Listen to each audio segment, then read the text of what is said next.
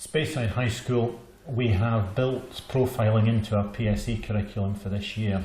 We've made sure that every pupil has access to their GLOE portfolio at least once a week to give them the chance to reflect on the work that they've done and what they've achieved both inside and outside of school. We found GLOE to be the best tool to do this because it takes away the paper. It means that lots of people have access to it. I think, like every school across Scotland, we're trying to find the best ways to support our pupils and staff and parents with profiling. This is the first time ever that S3s have produced a profile.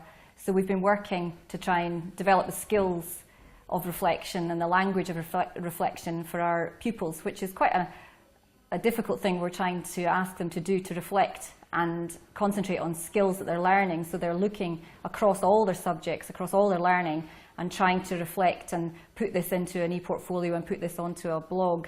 We feel the pupils are gaining a lot of confidence as the months progress. We also feel in the long term profiles are going to be improving constantly in quality. But at the moment, it really is beginning to support learning and teaching and to join up learning across the curriculum, especially at a point now where third years are leaving the end of broad general education and entering into the senior phase, and they have a broad range of subjects in S3 and they're beginning to find more depth in certain subjects and taking those on as national qualifications in S4. The profile is really there now to support that choice and make pupils more aware of perhaps their strengths and their skills and where their learning is beginning to head into S4. So at this stage the profile really becomes a key document to support learners, and really parents and teachers have to be part of that process as well.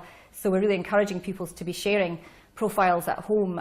I think for parents that it's a great opportunity to allow their children to talk to you about it at home, that they might engage with you more, but also that they engage with the teachers. I think it's very good that the children are very involved in this process. I use e-portfolios as much as I can because I'm a real advocate of the profiles. I find it's useful documenting session. It's a useful gathering of evidence. And as well as recording work, it also gives you the opportunity to see their interests outside school, and hence it can be a hook that you can use in your own lessons to enhance the learning of the pupil. Yeah. Well, our e-portfolio is basically where, like, every so often we'll go in and we'll put in all the achievements and things we've learned over like a certain time, and then we use it and we show our parents and teachers look at it and try and use it to help change how we're learning or to help it. It's basically where we can put all the stuff in, and like if we go home and our parents have been asking what we've been learning or achieving, then we can just go onto this and we can show them, like if say we've done really well in an English essay, it'll be on there and have some of the comments and they can see it and say, oh yeah, that's good. I'm going to speak about one of my recent posts, which was doing 10 years of judo. This I feel was important to show employers because it shows my perseverance with the sport and also my determination to get to my black belt by the time I'm 16. One of my most recent posts was my art project called The Blue Woman.